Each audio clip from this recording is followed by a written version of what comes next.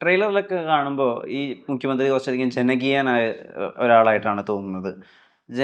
ജനകീയനായ മുഖ്യമന്ത്രിമാർ ഒരുപാട് ഉണ്ടായിട്ടുണ്ട് താനും. പക്ഷേ സാറിൻ്റെ ഒരു ഓഫ് സ്ക്രീൻ പേഴ്സോണയും ഒരു പൊളിറ്റിക്കൽ ഇമേജുമായി ചേർന്ന് വരുന്ന ഒരു മുഖ്യമന്ത്രി ഉണ്ടായിരുന്നു കേരളത്തിന്. അത് ഉമ്മൻചാണ്ടിയാണ്. ഒരേപോലെ ജനങ്ങളെ കാണാനും ജനകീയനാവാനും അത്രമേൽ ഇഷ്ടപ്പെട്ടിരുന്ന രണ്ടാളുകൾ. ഇവിടെ ഉമ്മൻചാണ്ടിയുടെ ഒരു ഛായയുണ്ട് പ്രതിച്ഛായയ്ക്ക്. ഇല്ല, അതിനകത്ത് രണ്ട് കാര്യങ്ങളോട് ഞാൻ യോജിക്കാം. ഒന്ന്, കേരളത്തിലിരുന്നിട്ടുള്ള മുഖ്യമന്ത്രിമാരിൽ എടുത്താൽ എടുത്തു നോക്കി EMS, ബാക്കി പറയാം. EMS ഉണ്ട്, നായനാരുണ്ട്, അത് പിന്നെ വന്നു. നായനാരുണ്ട്, VS അച്യുതാനന്ദനുണ്ട്, കരുണാകരനുണ്ട്. ഇവരുമായിട്ടൊക്കെ കമ്പയർ ചെയ്യുമ്പം ഞാൻ ഏതിലാണ് താരതമ്യത്തെ വിജയിക്കുക എന്ന് പറയാൻ പറ്റുകയില്ല. ഓരോരുത്തർക്കും ഓരോ ശരീരഭാഷയും ഓരോ ചിന്താഗതിയായിരിക്കും. ഇപ്പം പിണറായി വിജയനുമായിട്ട് തന്നെ ആരും കമ്പയർ ചെയ്യത്തില്ല. എന്തുകൊണ്ടാണ്? പിണറായി വിജയൻ്റെ ഡയലോഗ് ഡെലിവറി വളരെ സ്ലോയാണ്, എൻ്റെ വളരെ ഫാസ്റ്റാണ്. ഉമ്മൻചാണ്ടിയായിട്ട് താരതമ്യം ചെയ്യുന്ന കാരണത്തിൻ്റെ പ്രധാനപ്പെട്ട കാരണം ഉമ്മൻചാണ്ടി സ്പീഡാണ്, ഞാനും സ്പീഡാണ് എന്നാണ് ഞാൻ മനസ്സിലാക്കുന്നത്. ഉമ്മൻചാണ്ടിയുടെ ചലനത്തിലും നോട്ടത്തിലും ഇരിപ്പിലും എല്ലാം ആ വേഗതയുണ്ട്. ഏതാണ്ട് അത്രയൊക്കെ എത്തത്തിലും ആ വേഗതയുടെ ഒരു വേറെ രൂപാന്തരമാണ് എൻ്റെയും ഭർത്താവിൻ്റെ രീതി. ഇപ്പം എടുത്ത ഇത്രയും പോർഷൻ എൻ്റെ കൈയും കാലും എത്ര അനങ്ങുന്നു, ഇത്രയും കൈയും കാലും അനങ്ങുമോ പിണറായി വിജയന്? ആ പുള്ളി അളന്ന് തൂക്കി സംസാരിക്കുന്നതേ പറയത്തുള്ളൂ. അത് വരും ഓരോരുത്തരുടെ സ്വഭാവം, ആ വ്യത്യാസമുണ്ട്. അതിവേഗം ബഹുദൂരമാണോ? അതിവേഗം ബഹുദൂരം ഉമ്മൻചാണ്ടിയുടെ ക്യാപ്ഷൻ.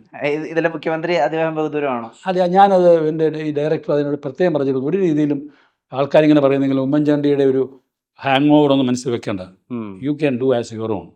അപ്പം ഞാനൊരു അച്ഛനായിട്ടങ്ങ് മാറി. അപ്പോൾ എൻ്റെ രൂപത്തിൽ ഞാൻ മാറ്റം നിർബന്ധിച്ചു. ആ രൂപത്തിൽ എനിക്ക് ആഗ്രഹിച്ച പോലുള്ള മേക്കപ്പാണ് ഇവിടെ നോക്കും പറയാം. എനിക്കൊരു മേക്കപ്പ് ഇട്ടിട്ടില്ല, ഇട്ടിരിക്കുന്നത്. അപ്പോൾ അത് മൊത്തത്തിൽ മുതൽ വ്യത്യാസം വന്നു. ഇത് മാജിക് വർക്ക്.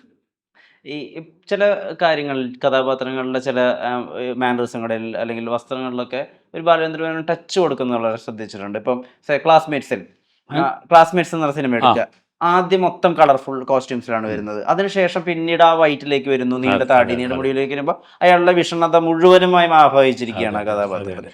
ഇങ്ങനെയുള്ള ചില ട്വീക്സ് അല്ലെങ്കിൽ ഇങ്ങനെയുള്ള ചില ഹാക്സ് അതെങ്ങനെയാ കിട്ടുന്നത്? അല്ല, നിങ്ങൾ ചോദിച്ചുകൊണ്ട് ഞാൻ പറയാം. ഞാൻ ക്ലാസ്മേറ്റ്സിൽ അഭിനയിക്കുമ്പോൾ ലാൽ ജോസ് അല്ലേ അഭിനയിച്ചപ്പോൾ ആദ്യം ഈ കഥാപാത്രത്തിൻ്റെ ഫസ്റ്റ് ഡേ അഭിനയിക്കാനായിട്ട് ഞാൻ പോയി കഴിഞ്ഞപ്പോൾ തന്നെ ഞാൻ ലാൽ ജോസ് സംസാരിച്ചപ്പോൾ ആ ചർച്ചയുടെ ഇടയിൽ വന്ന ഒരു സംഗതിയാണ്. ഞാൻ ആദ്യം കാണിച്ച മേക്കപ്പ് ഉണ്ടല്ലോ, ആദ്യത്തെ ആ മുടിയൊക്കെ വളർത്തിയത്, ലാൽ ജോസിന് അല്പം സംശയം ഉണ്ടായി അതൊരു കോമാളി ക്യാരക്ടറായി പോകുന്നു. കാരണം പുള്ളിയുടെ കയ്യിലുള്ള അയലിലുള്ള ട്രാജിക് സ്റ്റോറിയാണ്, അയാളുടെ മകൻ മരിച്ചു പോകാണല്ലോ. അപ്പോൾ അതിലേക്ക് വരുമ്പോഴേക്ക് ഇത് മിസ്ഫയർ ചെയ്യുമെന്നൊരു ഭയം വന്നു. ഞാനപ്പോൾ എൻ്റെ മനസ്സിൽ അറിയാതെ പറഞ്ഞു, അത് നമുക്ക് അങ്ങനെ ചെയ്യേണ്ട, ചെറുപ്പത്തിലുള്ള കളർഫുൾ ഡ്രസ്സ് ഇട്ടെ, പിന്നെ വരുമ്പോൾ വൈറ്റ് ആൻഡ് വൈറ്റ് മൊത്തം നരയ്ക്കട്ടെ എന്ന് പറഞ്ഞപ്പോൾ അത് വളരെ കൊള്ളാമെന്ന് പറഞ്ഞിട്ടാണ് പുള്ളി അക്സെപ്റ്റ് ചെയ്തത്. അപ്പോൾ അത് വർക്കൗട്ട് ചെയ്യുന്നുള്ളത് ഞാൻ സന്തോഷിക്കുന്നു. ജീവിതത്തിൽ എടുത്ത് നോക്കുകയാണെങ്കിൽ പല നേട്ടങ്ങളിലൂടെ കടന്നു പോയിട്ടുണ്ടെങ്കിലും ഇപ്പം പേഴ്സണലി എനിക്ക് കുറച്ചുകൂടി റിലേറ്റ് ആകാൻ തോന്നിയിട്ടുള്ളത് ഇപ്പോൾ സാർ മാത്രമാണ് സ്ക്രീനിൽ അച്ഛൻ മകൻ ബന്ധത്തിലെ ഏറ്റവും റിയലിസ്റ്റിക് ആയിട്ടുള്ള ഏറ്റവും ട്രോമാറ്റിക് ആയിട്ടുള്ള ഒരു സീക്വൻസ് ചെയ്തിട്ടുള്ളത്. അത് കൃഷ്ണ ഗോപാലകൃഷ്ണയിലാണ്. അച്ഛനെ അടിക്കുകയാണ് മകൻ.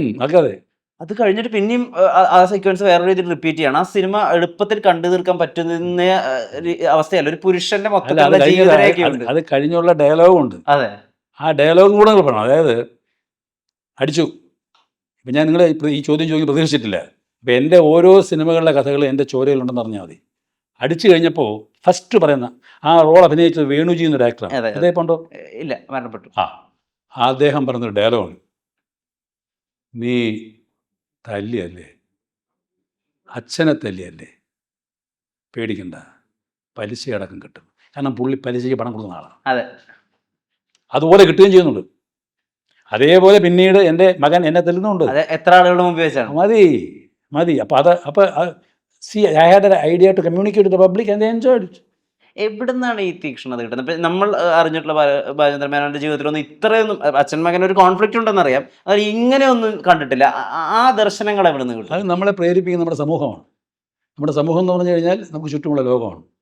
എന്നെ സംബന്ധിച്ച് every moment is creative for me. ഞാനിവിടെ ഇരിക്കുമ്പോൾ എൻ്റെ കണ്ണുകൾ മൊത്തം പോകുന്ന ഇവിടേക്കാണ്. അപ്പോൾ ഈ ഏതെങ്കിലും ഒരു സംഗതി എന്നെ ബാധിക്കും. അത് നിങ്ങളറിയത്തില്ല. അത് കൊണ്ട് നടക്കും ഞാൻ. അത് കൊണ്ട് നടന്ന് maybe after 5 years it will come again. അതാണ് എൻ്റെ രീതി. എനിക്കിത് ഒബ്സർവ് ചെയ്യാൻ. അപ്പോൾ ഞാൻ പലയിടത്തും പറയാറുണ്ട്, ഞാൻ അധികം പുസ്തകം വായിക്കാറില്ല, നന്നായിട്ട് ഞാൻ വായി നോക്കുമെന്ന് പറയും. വാനോട്ടമാണ് എൻ്റെ ഗുരു.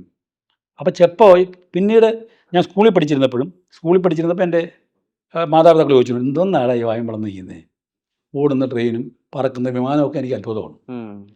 അത് കഴിഞ്ഞ് കോളേജിൽ പോയി കഴിഞ്ഞാൽ എൻ്റെ സ്റ്റുഡൻസ്, എൻ്റെ ഫ്രണ്ട്സ് ചോദിച്ചു, എന്താ അന്ന് പോകാൻ എന്തുകൊണ്ട് നോക്കിക്കൊണ്ടിരിക്കുന്നത്? I think that there is something for me in my surroundings. ഉം. അത് കണ്ടെത്തണം. കല്യാണം കഴിച്ചു കഴിഞ്ഞാൽ ഭാര്യയും ചോദിച്ചു പറയും, എന്തൊരു വാനോട്ടമായത്, എന്തൊക്കെയാണ് അറിയേണ്ടത്. എനിക്കിന്നും രാവിലെ 2-3 ന്യൂസ് പത്രങ്ങൾ വായിക്കാതെ എനിക്ക് ഉറങ്ങാൻ പറ്റില്ല. എനിക്ക് അറിയണം എൻ്റെ ചുറ്റും ലോകം അങ്ങനെ കറങ്ങുന്നത്. ഇൻഫോംഡ് ആയിരിക്കണം എപ്പോഴും. ഞങ്ങൾ ഇത്രയും നേരം അവിടെ അകത്ത് സംസാരിച്ച പക്കാ രാഷ്ട്രീയമാണ്. ആ രാഷ്ട്രീയം പറയാൻ സാധിക്കുന്നത് ഞാൻ അത് ഒബ്സർവ് ചെയ്യുന്നുണ്ടോ, അല്ല പറ്റുമോ? അവിടെ കാശ് മാത്രം ഉണ്ടാക്കാമെന്ന് പറഞ്ഞിരുന്നാൽ ഇതൊന്നും ഉണ്ടാക്കാൻ പറ്റില്ല. കോളേജ് കാലഘട്ടത്തിൽ ഒരു SFI സഹയാത്രികനായിരുന്നു. അതിനുശേഷം എവിടെയും ഒരു ഇടത് ചായ്വോ വലത് ഇല്ല, ചായ്വോ ഇല്ല. എനിക്ക് ഇടത് ചായവും ഇല്ല, വലത് ചായവും ഇല്ല, എനിക്ക് നേരെ ചായവേ ഉള്ളൂ. ഞാൻ എൻ്റെ വഴി, അത് ഞാൻ മറ്റുള്ളവർക്ക് പ്രശ്നമാകത്തില്ല. ഇത്രയുമാണ് എനിക്ക് ഈ സമൂഹത്തിനകത്ത് കമ്മിറ്റ്മെൻറ്റ്. ഞാൻ അവിടെ അത് ചെയ്യാം, ഞാൻ ഇവിടുത്തെ ഉണ്ടാക്കും, ഒന്ന് അതെല്ലാം അടവാണെന്നേ. ഉം. ഞാൻ രാഷ്ട്രീയം നന്നായിട്ട് കളിച്ചിട്ടാണ് വേണ്ടെന്ന് വെച്ചത്. ഞാൻ ഇൻക്ലാബൊന്നും വിളിച്ചിട്ടില്ല. ഇൻക്ലാബിന് ഞാൻ യൂണിവേഴ്സിറ്റി കോളേജ് ചെയർമാനായിട്ട് വിളിക്കുമ്പോൾ അവിടുത്തെ SFI യൂണിറ്റിൻ്റെ നിർബന്ധം, അവരിങ്ങോട്ട് വന്ന് റിക്വസ്റ്റ് ചെയ്യണം. കാരണം ഐ വാസ് സോ പോപ്പുലർ അന്ന്. ഉം. ഉം. ഉം. അപ്പോൾ എന്നെ നിർത്തിയാൽ ജയിക്കുന്ന ഉറപ്പാണ്. കാരണം ആദ്യം ഞാൻ മാസിൻ്റെ വോട്ട് ഉറപ്പാക്കി. ഞാൻ നിൽക്കാം, ചെയർമാനായിട്ട് നിൽക്കാം. ഒരു കണ്ടീഷനുണ്ട്. എന്താണ്? എൻ്റെ പേരിൻ്റെ മുമ്പിൽ സഹാവൊന്നും വയ്ക്കരുത്. അതവർ ആലോചിച്ചു. അതെ, പറ്റില്ല, എനിക്ക് അതിന് വേണ്ടി സഹാവാകാൻ പറ്റില്ല. ഞാൻ ഇപ്പോൾ ഇലക്ഷൻ വാർത്തകൾ വായിക്കുമ്പം BJP നിന്ന് കോൺഗ്രസ്സിൽ പോകുന്നു, കോൺഗ്രസ്സിൽ നിന്ന് കമ്മ്യൂണിസ്റ്റ് വരുന്നു. എന്ത് എളുപ്പമാണ് രാഷ്ട്രീയം. പിന്നെ ജനാധിപത്യത്തിൻ്റെ ഏറ്റവും വലിയൊരു മൈനസ് പോയിൻ്റുണ്ട്. ആരും എല്ലാം അറിയാവുന്നവർ പറയാതിരിക്കുകയായിരിക്കും. എനിക്ക് രാഷ്ട്രീയ താല്പര്യത്തിൽ പറയാം. 10-ൽ 6 പേര് പറഞ്ഞാൽ അച്ഛൻ്റെ പേര് മാറ്റണം. 10-ൽ 6 പേര് പറഞ്ഞാൽ അച്ഛൻ്റെ പേരല്ല ആണോ, ഏയ് എനിക്ക് സീറ്റ് മതി എന്ന് പറയണം. അതൊക്കെ എല്ലാവർക്കും പറ്റിയെന്ന് വരില്ല.